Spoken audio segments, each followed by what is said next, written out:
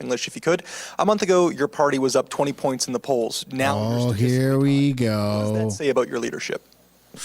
Well, I think that the choice that Canadians will face is whether they want to give the Liberals a fourth term. Alrighty, folks. Well, it is officially official. Prime Minister Mark Carney, the 24th Prime Minister of Canada, has been sworn in and delivered his first press conference and announcement on being Prime Minister, what his plans are, and his first trip as Prime Minister is actually going back home to Europe, which is very weird and smells of corruption. So we're going to be taking a look at some of these little sound bites that were said and the main topics, right? What's going on with the 51st state? Is he going to meet Trump? Is he going to call an election? And what does Pierre, the leader of the opposition, have to say about all of this? Welcome back to the channel. Welcome back to another video, everybody. Before we get into it, I do want to encourage you all to hit the like button and subscribe if you haven't yet already. It does really help grow the channel. And if you could do me a favor and just click and tap that little bell notification so you can actually be notified of upcoming videos, that would be super awesome. Without further ado, let's get into it. Starting off with some of the stuff that happened at the swearing-in ceremony, such as Canada's new finance minister, the Chihuahua. I, François-Philippe Champagne, do solemnly and sincerely promise and swear that I will truly and faithfully, and to the best of my skill and knowledge, execute the powers and trust reposed in me as Minister of Finance. Thank you, Prime Minister. There you go. There you go. So it's no longer Chrystia Freeland. It's François-Philippe Champagne. But speaking of Freeland, she was spotted in the crowd doing a little twitchy twitch right there. She's the only one who's bopping her head to the music, man. Everyone else is just standing and singing, but she's actually into it, which is pretty interesting. Let's continue here. This is what Mark Carney said when he won the leadership race for the Liberal Party. And he doubles down on this. He actually says he's going to scrap the consumer tax by the end of today. But this is what he said when he actually won the leadership race. So when I see that something's that's not working, I will change it. So my government will immediately eliminate the divisive consumer carbon tax on families and farmers and small and medium-sized businesses. And we will stop the hike in the capital gains tax because we think builders should be incentivized for taking risks and rewarded when they succeed. Boo. Boo. And when asked what he will do about the carbon tax by the end of the week, he said by the end of the day, he's going to scrap it. But now let's take a look at what he said standing in front of Parliament with his band of liberal misfits right behind him. Here you go. Will there be an election? Yes or no? That's what everyone wants to know. Can I ask you what your plans are for the next few weeks? Are you going to be bringing back the House? Are you going to be calling an early election? And if so, when should Canadians expect to go to the polls? Well, they certainly should expect to go to the polls before November. The news today is behind me. An exceptional group of individuals who are serving Canada. United, focused cabinet, focused on action, focused on the issues for Canadians. We are, as I said a moment ago, we will be going to take some decisions which directly meet some of the objectives I set out in my remarks and we've been discussing. That's the news for today. There will be other news in the coming days with respect to ensuring that we have as strong a mandate that is needed for the time. There you go, right? Is he going to call an election? It doesn't seem like he's getting ready to call an election right now. And this is what's so scary. I mean, you could take away from that whatever you want, but my takeaway is that he's going the distance, man. He's probably going to go all the way until September, October, November type of thing, right? And that's what's so scary. And he didn't even answer whether he's going to be bringing government back. And to be honest, if I'm being really truthful right now, right, I'm not trying to give them any pointers, but having government prorogued silences every party and every politician other than the Liberals.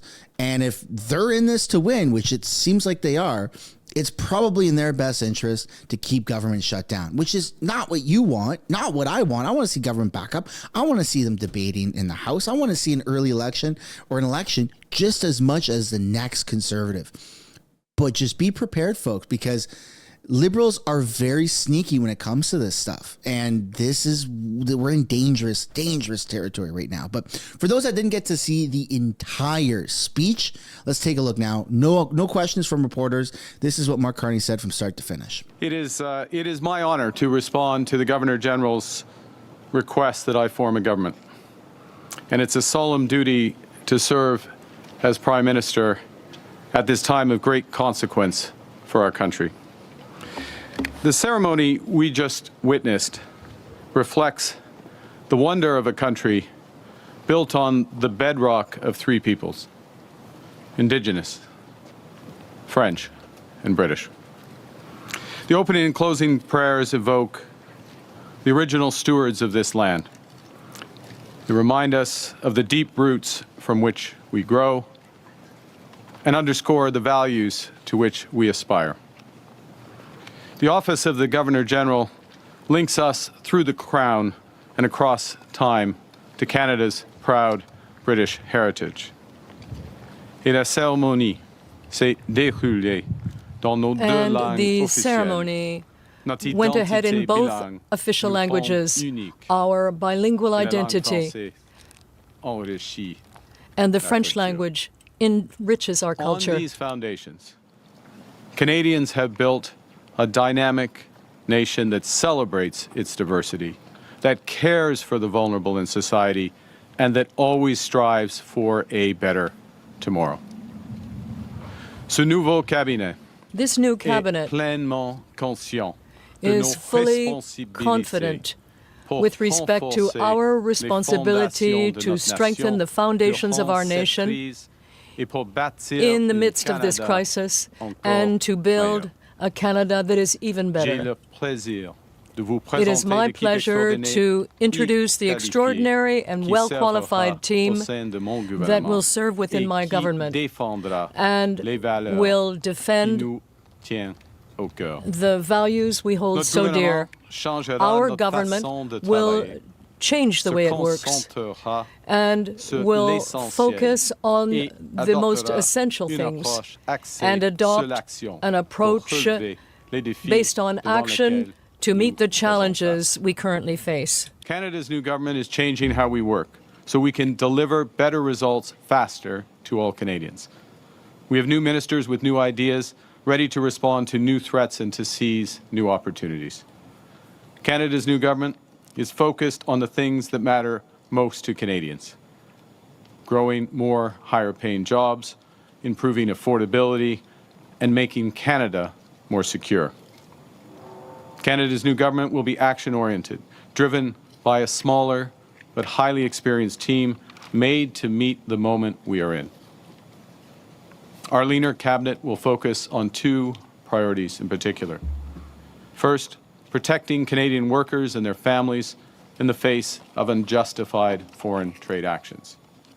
And second, growing this great country by putting more money in Canadians' pockets, by ensuring that government spends less so Canada can invest more, by building millions of homes, by making Canada a superpower in both conventional and clean energies, by creating new trade corridors with reliable partners, and by forging one Canadian economy out of 13.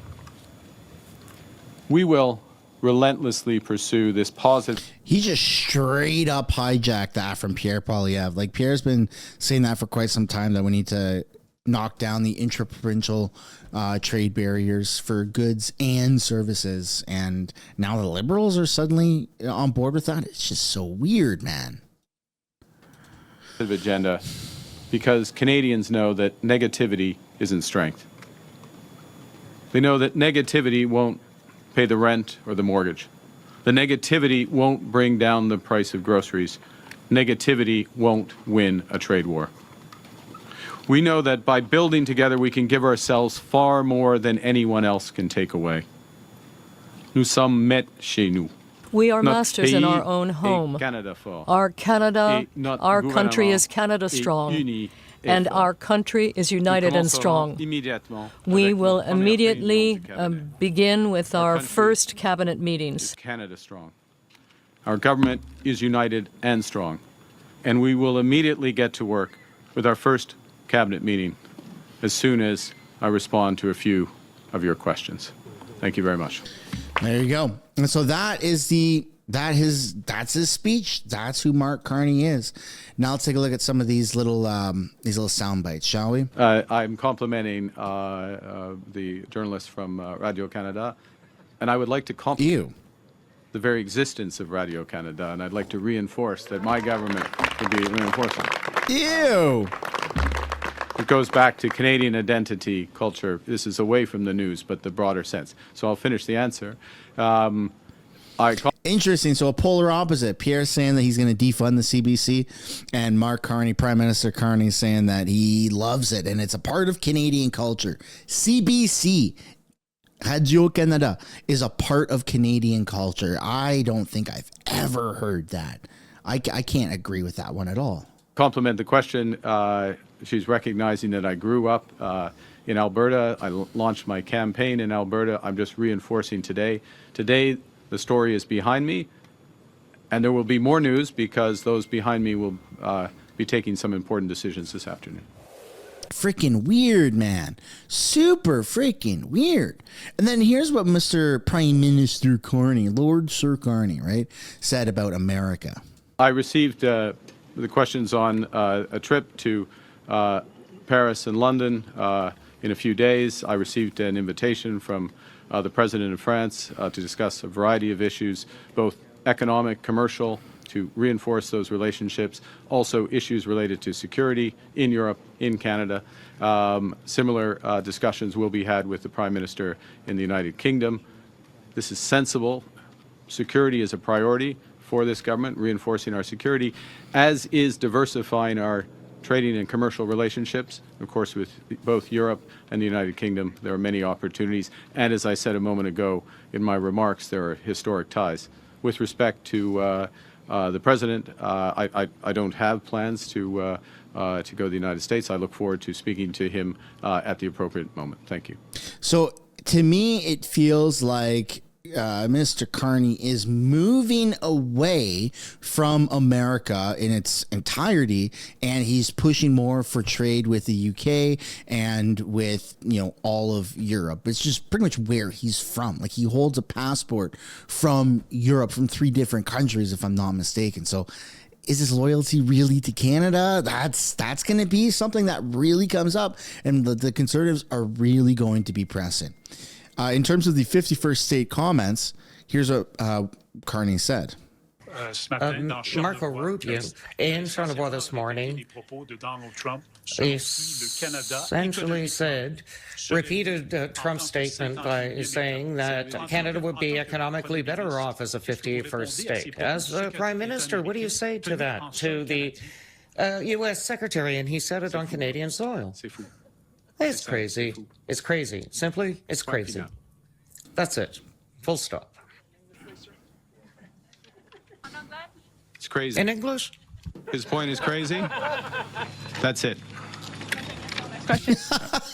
So there you go. Just completely debunking the 51st state rhetoric right out the gate, which, I mean, every single politician in Canada has been saying that. But now let's segue away from what the new Prime Minister has been saying and what this cockroach has been saying. What we saw today with the cabinet selection really shows you the priorities of Mark Carney at a time when people are really worried. There's a lot of fear, there's resilience and strength, but a lot of worry about the cost of living already being high and a trade war increasing it. People are worried about losing their jobs. And what Mark Carney has shown is that he has not made a priority a lot of the people in our country. Women, there's no minister related to issues impacting women, youth, people living with disabilities, people with diversity. He's also notably, and this is one of the most notable things, he does not have a minister for labor. Even Stephen Harper had a minister for labor. At a time when we do not have a plan for workers if they lose their job, 60% of workers are not covered by EI. He doesn't have a minister for labor. Now, you might say it's just a name. Well, the name means something. He's signifying clearly that he is not interested or not prioritizing labor, unions, workers. That is very problematic to me. He's also showing us his plan. His plan is to ignore the plight of working people and to have a tax cut for millionaires, to cut services and cut workers. That is not the right plan for Canadians. Also, notably, Karina Gould is not in cabinet, and that's sending a message to progressive Liberals that there's no place for you in this new Liberal Party with Mark Carney at the head. We're going to continue to fight for workers. We're going to continue. What are you talking about, dude? Karina Gould went to the steel plant with him the other day, and she was wearing the hard hat. Like, he got Chrystia Freeland standing right behind him. This guy just looks for anything to throw shade. Like, he's just such an idiot. I haven't decided yet who I dislike more, whether it's Carney or whether it's Jagmeet Singh. Carney, I don't like him, right? But Jagmeet Singh, I really dislike him. Like, he's just a freaking cockroach for Canada, man. Continue to fight for supports for those workers. Minister of Jobs, not acceptable for a Minister of Labor. Well, I think it really sends a message. Like, the names have meaning, and we're in politics, so of course there's a purpose behind that name and that name change. And the fact that he's purposely not having a Minister of Labor is sending a message that he doesn't value labor at a time when workers are at such a crossroads where there's massive potential job losses. He is saying that they don't matter and that unions don't matter. I say the opposite. This is a time when we need to double down on protecting workers, and we need labor at the table at those discussions. Isn't this then, opening up a bit of a political gift to you? Some room for your party to actually make gains among a segment of the population that, as you delineate here, may in fact look at this cabinet and say there's nobody here that looks like me? Yeah, I think it's certainly showing Canadians that a Mark Carney government is a race to the right between Mark Carney and Pierre Poilievre, and it's a race where workers lose. It's a race where people lose. And I want to make it clear, for me, the priority always has been and always will be working people, everyday people, people that should be reflected in government. And all those voices, all those people were purposely cut out by Mark Carney.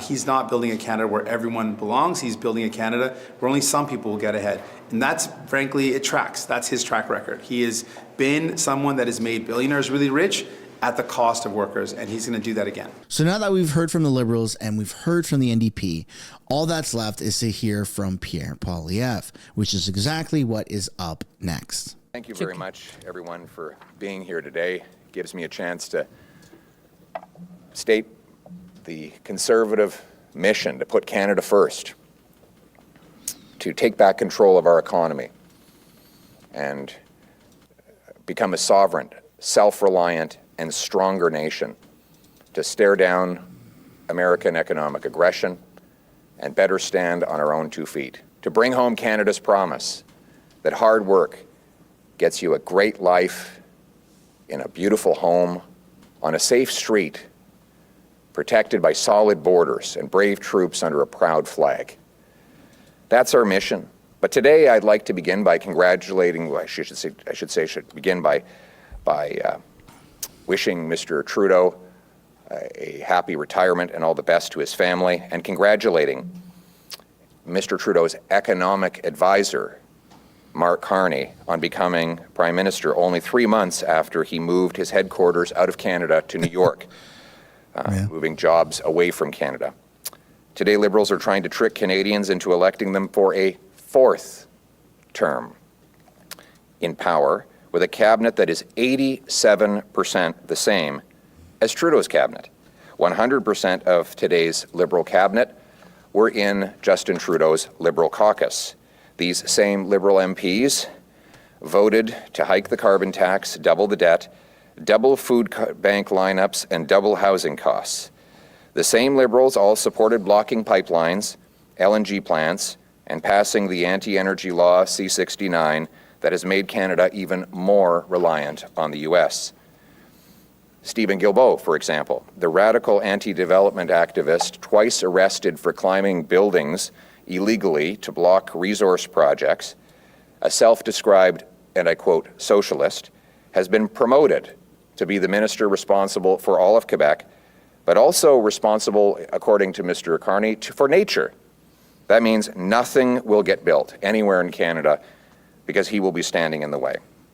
Meanwhile, all of Trudeau's Liberal advisors. Gerald Butts and Tom Pitfield are now top Carney advisors. They were in attendance today, not even hiding that they're still the ones running the show. The same people who ran Justin Trudeau are now running Mark Carney. Carney's chief of staff, his Liberal chief of staff, is a former Trudeau minister forced to resign for many scandals, including lying about moving Paul Bernardo out of a maximum security prison. You see, Mark Carney thinks Canadians are stupid. He thinks that a little bit of cosmetic surgery will allow the Liberals to disguise who they are and make people forget what they did for 10 years in order to elect them to a fourth Liberal term. But it's the same Liberal gang with the same Liberal agenda, the same Liberal results, and the same Liberal promises of the last 10 years. Only they want you to be fooled, and they want to take 4 terms. Carbon tax Carney will try later today to pull another fast one. This one's going to be very sneaky, very sneaky. I call it the carbon tax con job. I told you this was going to happen, by the way. Don't say I didn't warn you. He's going to hide the consumer carbon tax for 60 days. And if he's reelected, he'll bring it back bigger than ever with no rebate. Let's be clear. He says that the carbon tax he intends to bring in after the election will be a, quote, shadow carbon tax. And we know that he loves carbon taxes because he publicly advised Trudeau over the last 5 years to raise the taxes even more. But here's what I've got. This is the Liberal carbon tax law. This law cannot be eliminated unless Parliament resumes to vote it down. Mr. Carney could have asked Trudeau to do that months ago. Mr. Carney could have reconvened Parliament today to vote this law down. That's true. Won't. He will keep the carbon tax law in place even while he temporarily hides the carbon tax from the gas pump for 60 days leading up to the election. And after that election, if God forbid he were reelected, there would be a bigger carbon tax than ever before, because Carney would no longer need your vote, but he'd still need your money. Canadians know that over 10 years, the Trudeau-Carney Liberals doubled the debt, doubled housing costs, and doubled food bank lineups. They've made us weak facing the Americans. Giving the Liberals a fourth term will not change any of that. If you cannot afford food or a home after 3 terms of Liberals, nothing will change after 4. Sounds like it's all the same. If you're worried Canada is drowning in debt and taxes after 3 terms of these Liberals, that will not change after a 4th term. If you're afraid of crime, chaos, drugs, and disorder after 3 terms of these Liberals, nothing will change after the 4th term. If you are a senior choosing between heating and eating after 3 terms of Liberals, nothing will change after a 4th term. And if you're worried that Canada can't get anything built and that our economy has become helpless and dependent on the Americans after 3 terms of the Liberals, that will not change after a 4th term. And it certainly will not change with a heavily conflicted Prime Minister who already sold out Canada to move his headquarters to the U.S. only days after President Trump threatened tariffs to steal our jobs. Yeah, it's pretty greasy. Carney put himself first. Conservatives will put Canada first. Putting Canada first means taking back control of our economy and relaunching our industries. It means confronting President Trump to his face, hitting back with counter tariffs, but it also means making Canada stronger at home. It'll mean bringing in a massive, beautiful, patriotic, bring-it-home tax cut on work, investment, energy, home building, and making stuff in Canada. A tax cut that will allow you to get ahead through your own hard work with lower income tax. We will cut bureaucracy, debt, and taxes. We'll take GST off homes so that you can save up to $50,000 while we incentivize municipalities to speed up permits, free up land, and cut development charges. We'll axe the carbon tax forever, for good, and for real. We'll also repeal Liberal laws like the No New Pipelines Act, C-69, and instead grant rapid permission to our companies to build more pipelines, more natural gas exports, more data centers, mines, and other natural resources to bring home powerful paychecks and production to our people. We will carry out the biggest crackdown on crime and drugs in Canadian history. Our borders will be secured, and our military will be strong. We will be self-reliant, sovereign, and stand on our own 2 feet as we stand up to the Americans. To stand up for ourselves, we will reward work, unleash entrepreneurs, harvest resources, make our own goods, trade with each other, build homes for our youth, rebuild our borders and military, honor our history, and raise our flag to restore Canada's promise that anyone from anywhere can achieve anything, that hard work gets you a great life in a beautiful home, on a safe street, protected by solid borders and brave troops under a proud Canadian flag. Canada first. Let's bring it home. Hey, that was pretty good. Okay, question on the floor. I like it. Hi, Mr. Poilievre, Alexa Lavoie for Ribbon News. If you can answer the question in French and in English. So my question is about the Liberal contest. The Liberals say that nearly 400,000 people registered to vote in their leadership contest, but only 150,000 of those were verified, and they have not explained why nearly 250,000 voters were disqualified or otherwise didn't vote. And the riding-by-riding results are remarkable. Karina Gould only got 190 votes in her own district, and Chrystia Freeland only received 188. Yeah, that's weird. How concerned are you about the integrity of Carney's mandate? First of all, Mr. Carney has no mandate. He has not been elected by the Canadian people. He's been installed by the Liberal establishment and Justin Trudeau's insiders. They prevented people from debating him. They've been hiding from the media because every time he answers questions, he gets caught in lies or says incredibly idiotic things. As for the Liberal leadership result, those numbers are either just pathetically low because Canadians did not want to vote for a weak, conflicted Mark Carney who had sold out the country by moving jobs and money out of Canada, or they show something more suspicious. But unfortunately, I don't have all the details. All I can say is that is a very small number of people that voted in the Liberal leadership race, much smaller than in ours. We excited people because people thought this is a chance to bring home the Canada that we knew and still love, where you can work hard and have a great life, where you can afford a home, and where seniors can put food on their tables, where our streets are safe. That's one of the reasons why I was blessed to receive the biggest number of votes of any leadership candidate in Canadian history that I'm aware of. Thank you. Yeah, it's super weird. Super weird that Pierre, who they were voting, like the leadership race for the Conservatives was to install a new Conservative leader, not as a default a prime minister of Canada. So it's so freaking bizarre, man, that you're not only installing a new Liberal leader, but it's also to replace Trudeau and be the freaking prime minister. You would think that that would have so many votes, like 1 million or more votes than what Pierre Poilievre and the Conservative Party received for their leadership race. It's like all or nothing on that one. So the fact that that isn't what happened is a little suspicious. I'm not suggesting, anything. I'm just saying it's just freaking weird. It's weird. Why didn't Liberal people show up to vote?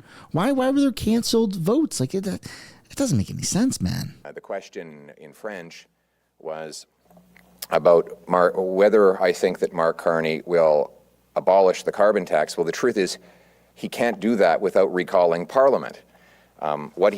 This is the carbon tax law. It's in place today. Until Parliament is recalled, this carbon tax law will be the law of the land.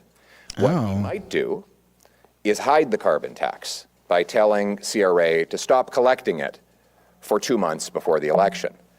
So let me ask you if you think this is a believable proposition. 100% of his ministers voted dozens of times, not just to impose the carbon tax, but to raise it. Mr. Carney, his only public criticism of the Liberal carbon tax was that it was not high enough. They've had this tax now for over 7 years. The law that they still have in place would quadruple it to 61 cents a liter. And you believe that they're not going to bring it back 2 days after the election? Well, I think Mr. Carney has some land he might sell you in Florida, some swampland he might sell you in Florida if you believe that whopper.